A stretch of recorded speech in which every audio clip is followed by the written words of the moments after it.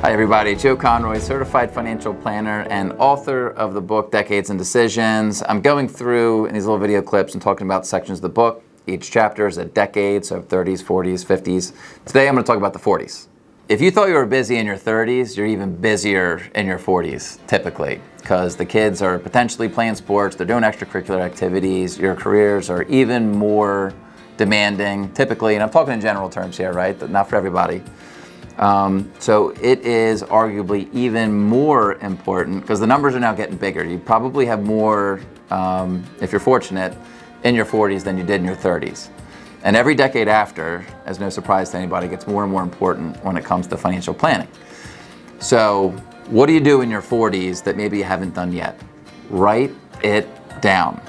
Do you have a plan? Now, I'm not saying a retirement plan that dictates you have to retire at 65, but just something written down so that you've got guidance when you're making these decisions.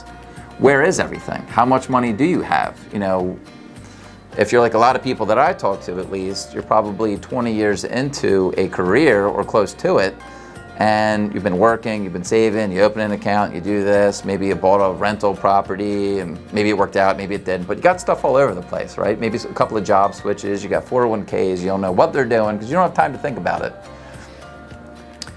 So your 40s is a much better time to get organized, simplify this stuff. And if you're like most people, you're walking around, you're like, I don't want to think about this, it's too much right now, I don't have the mental bandwidth for it.